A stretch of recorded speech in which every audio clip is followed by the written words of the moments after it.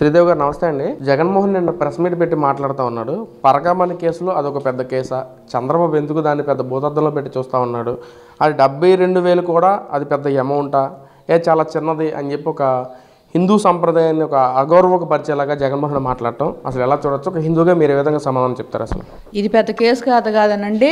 Pastor Praveen Prakash bullet తను తాగి అక్కడక్కడ ఆధారాలు ఎట్లా అయితే డ్రైవ్ చేసుకుంటూ వచ్చాడో, ఎట్లా చేరాడో, మరి అతను ఎక్కడ పడి యాక్సిడెంట్ అయి చనిపోతే దాన్ని తీసుకొచ్చి హిందూ క్రిస్టియన్స్కి తగువులు పెట్టాలని చెప్పేసి నువ్వు పెట్టిన ఇష్యూ మామూలుగా లేదు. అతను యాక్సిడెంట్ అయి చనిపోయినా కూడా ఏ రకంగా అయితే రుద్దావో చూసాము. మరి ఇవాళ ఏంటంటే హిందూ మతాన్ని నేనైతే గౌరవించను, ఆ ప్రకారమే మరి లడ్డు కల్తీ చేస్తాను, లేకపోతే పరకామణి చోరీ కేసు కొట్టి అలా టేక్ ఇట్ ఈజీ అన్నట్టు చూస్తాను. మరి 72,000 పెద్ద ఆఫ్టర్ ఆల్ అన్నావు. 72,000 నీకు ఆఫ్టర్ ఆల్, మరి 1,000 కోట్లు దొంగ ఇది చేసినోడికి ఆఫ్టర్ ఆల్ నిజంగానే. మరి హిందూ మనోభావాలు అంటే తిరుపతి దేవస్థానం అంటే ప్రపంచంలోనే మరి అందరూ మొక్కే దేవుడు వెంకటేశ్వర స్వామి అని చెప్పేసి అందరూ అనుకుంటున్నారు. అక్కడే మీకు అపచారం జరిగితే తిరుపతి వెంకటేశ్వర స్వామికి మరి సెక్యూరిటీ లేనప్పుడు మాకేంటా అనేది ప్రజలకు అభద్రతా భావం ఏర్పడటానికి కారణాలు. మరి నువ్వు ఏ రకంగా అయితే మరి పరకామణి కేసు చాలా ఇదన్నావో, మరి ఆ రోజే అది కాదు కదా. మరి ఆ 72,000 కానీ ఏదన్నా కానీ అతను తీసుకెళ్ళి మామూలుగా కేసు ఫైల్ చేసి మరి అతనితో రాజీలు ఏం కుదర్చకుండా మామూలుగా చేస్తే బాగుండేది. అతనితో రాజీలు కుదిర్చి లోక్ అదాలత్లో పెట్టి దానికి నువ్వు ఏం చేసావు, మసిపూసి మారేడుకాయ చేయడానికి ఎట్లా చేసావో చూశారు. మరి అది 14 కోట్లు నేను పాపం ఆయన ట్రస్ట్కి ఇచ్చాడని అని చెబుతున్నావు. 14 కోట్లు ఇచ్చింది ముందు కాదయ్యా, తర్వాత ఇచ్చాడు. అతని దొంగతనం బయటపడినాక దాన్ని మాఫీ చేస్తానంటే పాపం మీ బాబాయ్ చెప్పాడనమాట, నేను మాఫీ చేస్తాను, నువ్వు ఇట్లా చేసినట్టు చెయ్యి, దాన్ని ఒక ప్రూఫ్గా చూపించుతాను, దాన్ని బట్టి ప్రజలు నమ్ముతారు, నువ్వేం చేయలేదని నమ్ముతారని అన్నావు. మరి ఆఫ్టర్ ఆల్ పరకామణిలో ఒక ఉద్యోగికి అన్ని కోట్ల ఆస్తులు, మరి వెనక బెనామీలు, మరి ఎక్కడెక్కడ మద్రాసుల్లో ఎక్కడెక్కడో ఆస్తులు ఉన్నాయి, అవన్నీ ఎట్టొచ్చినాయి. ఇది ఇవాళ ఒక్కరోజు జరుగుతున్న ఇదైతే కాదు, ఎప్పటి నుంచో ఉంది. చివరికి వెంకటేశ్వర స్వామి పట్టుకున్నాడు కాబట్టి ఇది బయటపడింది. మీ హయాంలో ఇంకా ఎన్ని 1,000 కోట్లు దోచారు అని చెప్పేసి మాకు కొంచెం భయంగానే ఉంది. ఇంతకు ముందు రోజుల్లో తిరుపతి వెళ్తే మా ఇది ప్రకారం ఎంతో కొంత అమౌంట్ అనేది వేసి వస్తూ ఉండేవాళ్ళం. ఆ తర్వాత మీ హయాంలో ఉన్నప్పుడు ఏం చెప్పేవాళ్ళంటే, మరి తిరుపతిలో డబ్బులు వేయటం కంటే భిక్షగాళ్ళకి భిక్షం ఇచ్చొస్తే అది పుణ్యం వస్తుంది, తిరుపతిలో డబ్బులు మన హిందూ మతానికి కానీ వెంకటేశ్వర స్వామికి కానీ ఉపయోగపడకుండా అన్ని డబ్బులు ఎందుకు, ఇన్ని డబ్బులు ఎందుకని పక్కదారి పట్టిస్తున్నారు అని చెప్పి నీ 5 సంవత్సరాల హుండీ ఆదాయం కూడా గణనీయంగా తగ్గిపోయిందయ్యా. అది మాత్రం గమనిస్తున్నాం. ఎప్పుడైతే హిందూ మతాన్ని అణగదొక్కాలని ఒక ఆలోచనతో కల్తీ నెయ్యి ఎన్ని ట్యాంకర్లు మరి ఎన్ని రకాలుగా చేసావో చూసాం. మరి హిందూ మనోభావాలు దెబ్బతీయాలి, క్రిస్టియానిటీని పైకి తీసుకురావాలని మతాన్ని ఎవరికి నచ్చిన మతం ఎవరికి నచ్చిన విధానంగా వాళ్ళు కొలుసుకుంటారు, తప్పులేదు. కానీ నువ్వు దానికి వన్ సైడ్గా వ్యవహరించి, సీఎం అనేవాడు ఎప్పుడు అందరినీ సమదృష్టితో చూడాలి, అలా కాకుండా వన్ సైడ్గా వ్యవహరించి హిందూ మనోభావాలను దెబ్బతీసి ఏ రకంగా అయితే చేసావో, ఆ వెంకటేశ్వర స్వామి నీ మీద పగబట్టాడు కాబట్టి 11 సీట్లు ఇచ్చాడు. అదొకటి గుర్తుపెట్టుకొని ఇక కూడా విభజించు పాలించు అనే పద్ధతుల్లో మతాల మధ్య చిచ్చులు రేపి ఆ విభజించు పాలించు అనే పద్ధతులు నేర్చుకోకుండా అందరినీ సమదృష్టితో, మరి ముఖ్యమంత్రి అన్నాడు ఏంటంటే రాష్ట్ర ప్రజలందరికీ ఒక తండ్రి లాంటి వాడు, అట్లాంటి తండ్రి భేదాభిప్రాయాలు చూపించకుండా అందరినీ సమదృష్టితో చూస్తే బాగానే ఉంటుంది. అట్లా కాదు, నేను ఇట్టానే చూస్తానని నీ మనోభావాలు బయట పెట్టావు కాబట్టి నీకు 11 సీట్లు ఇచ్చారు. దాన్ని గౌరవించుకోకుండా ఇంకా కూడా నాకు 11 సీట్లు కూడా వద్దు, నా సీటు నాకు నమ్మకం లేకుండా పోతే బాగుండని చెప్పేసి ఇవాళ నువ్వు 43,000 కోట్లు ఇంతకుముందు 11-12 సంవత్సరాల క్రితం నేను స్కాములు చేసినా కానీ ఇవన్నీ నన్ను ఇప్పటికీ అరెస్ట్ చేయలేకపోతున్నారు, నన్నేం చేస్తారనే ధీమాత ఉండేది ఉన్నావు. నువ్వు పాపం పండే రోజు నువ్వు చక్కగా పోయి జైల్లో కూర్చోడానికి సిద్ధంగా ఉండు. అంటే మేడం, ఏదైతే తిరుమల తిరుపతి దేవస్థానంలో 120 కోట్లు దొంగతనం జరిగితే అసలు జగన్మోహన్ రెడ్డి అదొక చిన్న కేసు, దాన్ని పట్టించుకునేది ఏముందండి, ఒక పక్క ద్రోవతో పట్టించడం అసలు ఎలా చూడొచ్చు అంటారు? హిందూ మతం అనేది అతనికి నమ్మకం లేదు, నమ్మకం లేకపోతే లేకపోయింది. నువ్వు ఆ హుండీ ఆదాయాలు కానీ ఏదైనా కానీ అట్లా అనేది కాకుండా ఇప్పుడు వైవి సుబ్బారెడ్డి ఇంతకుముందు క్రిస్టియానిటీ అని చూస్తూనే ఉండవు, బొమ్మన కరుణాకర్ రెడ్డి ఎక్కడ ప్రార్థనలు చేసి ఎక్కడ ఇది చేశాడో కూడా చూసాం. అట్లా కాకుండా వాళ్ళని తీసుకొచ్చి నువ్వు అక్కడ పెట్టి నువ్వు ఆ తిరుపతిని భ్రష్టు పట్టించాలని చెప్పి నువ్వు చేసింది.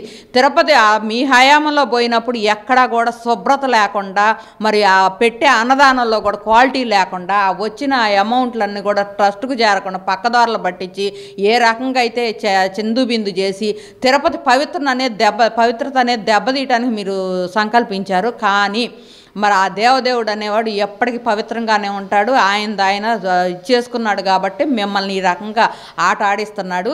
ఇంకా కూడా ఎన్ని కేసులు తిరుపతి వెంకటేశ్వర స్వామి చుట్టూ ఇది మీకు చుట్టుకోబోతుందో చూడండి. ఎందుకంటే మీరు మతం మీద కులం మీద ఇవన్నీ వివక్షలు చూయించి ఈ రకంగా అయితే చేస్తున్నారో ప్రజలైతే మిమ్మల్ని నమ్మట్లా. నేను మరి పథకాలు ఇచ్చాను అయ్యి ఇచ్చాను నిన్నగాక మొన్న మీ ప్రెస్ మీట్ పెట్టి మరి రైతులకు అన్యాయం జరిగిపోతుంది, నేనుండంగా అట్టగొన్నాను ఇట్టగొన్నాను అన్నావు. నువ్వు రైతు కిసాన్ ఒక ఇదనేది కూడా లేకుండా మరి అంతకుముందు ఇన్సూరెన్స్ ఉండేది, పంట బీమా అనేది ఒకటి ఉండేది. ఆ పంట బీమా అనేది లేకుండా రైతులను ఏ రకంగా భ్రష్టు పట్టించావు. నేనుండంగా పంట బీమా ఉందంటే నువ్వు ఉందంటే ఇక్కడ ఉందో లేదో అని చెప్పి రుజువులు సాక్ష్యాలతో సహా చూపిస్తున్నారు. ఎందుకంటే చదువుకున్న నాలెడ్జ్ ఉండేవాళ్ళు అందరూ ఇట్లా చూస్తున్నారు.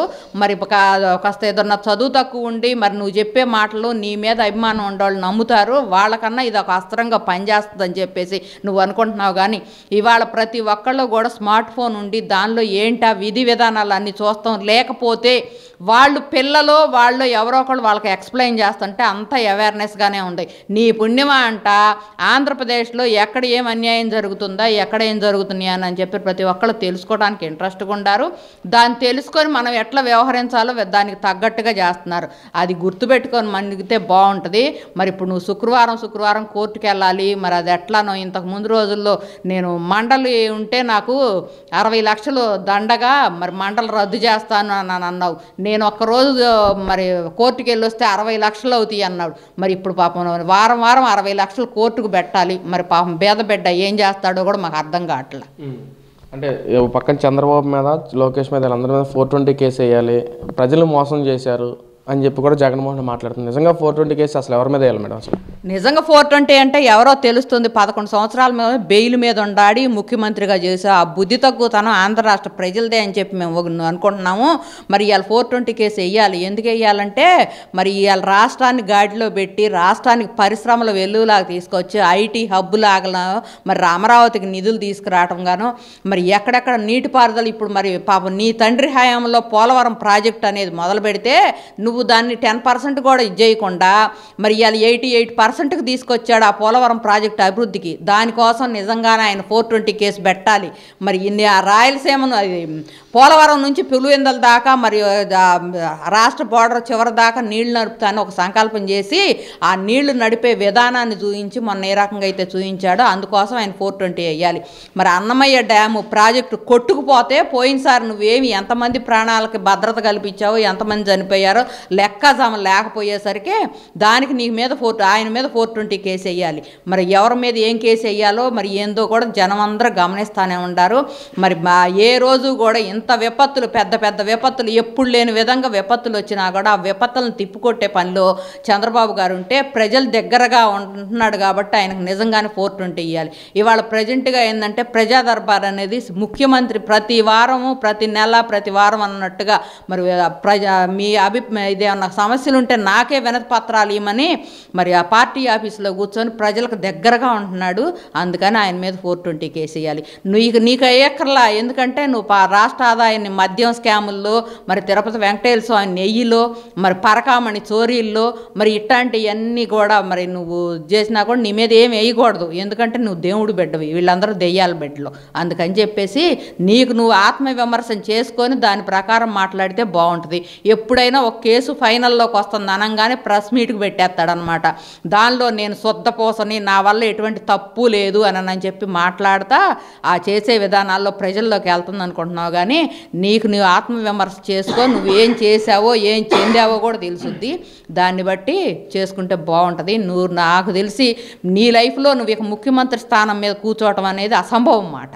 అంటే అదేవిధంగా సేవాంధ్రప్రదేశ్ అనే నినాదం కూడా జగన్మోహన్ రెడ్డి తీసుకొస్తారని ఎలా చూడొచ్చు? మరి సేవాంధ్ర కాదు, దోపిడీ చేసుకొని పోయాను నేను. నేను మరి భ్రష్టు పట్టి పోవాలి, ఈ ఆంధ్ర అనేది భారతదేశ పటంలో నిలవకూడదని చెప్పి చెయ్యాలని సంకల్పించావు. నువ్వు ఆంధ్రాన్ని రక్షించేవాడివి కాదు, ఆంధ్రాన్ని భక్షించేవాడివి. అందుకని చెప్పేసి ప్రజలు నిన్నైతే మాత్రం ఎటువంటి పరిస్థితుల్లో నిన్ను ఇచ్చేసే పని లేదు.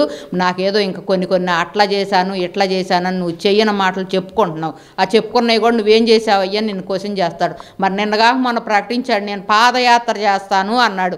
ప్రతి నెల ఇదే అనమాట, ఇదిగో నేను రేపు సంక్రాంతికి వస్తున్నాను, శివరాత్రికి వస్తున్నాను, ఉగాదికి వస్తున్నానని చెప్పి ఇంతకుముందు అమరావతి కూడా ఇట్టానే డ్రామాలు ఆడేవాడు అనమాట. ప్రతిసారి నేను అదిగో ఆ పండగకు తీసుకెళ్తున్నా, ఈ పండగకు తీసుకెళ్తున్నా, అప్పుడు తీసుకెళ్తున్నా, ఇప్పుడు తీసుకెళ్తున్నా అని రైతుల మనోభావాలను దెబ్బతీసేటట్టు చేసావు. అట్లా కాకుండా నిన్ను నమ్మే పరిస్థితుల్లో అయితే లేరు. నువ్వు ఆంధ్రాన్ని అభివృద్ధి చేయటం అంటే నీ హయాంలో 5 సంవత్సరాల్లో కనీసం విసిరికర్రలు కానీ కవ్వొత్తులు కానీ కనీసం ఒక ఇది కూడా చేసిన పాపాన బోల. మరి ఇవాళ మామిడి రైతులకు మద్దతు ధర అని, వరి రైతులకు మద్దతు ధర, మరి వరి రైతులకి గోదాం సంచులు కానీ ఇట్లా తారుబాలిన పట్ల కానీ నీ హయాంలో ఇట్లాంటివి ఉండయి అని కూడా నీకు తెలియదయ్యా. ఆ ఉండయన్నీ కూడా నేను ఇచ్చాను చేశానని మన ఖాతాలోనే వేసుకున్నాం. దయచేసి నువ్వు ఆంధ్రాని అభివృద్ధి చేస్తాను ఇంకో మాట అంటే దెయ్యాలు వేదాల వల్ల ఇచ్చినట్టు.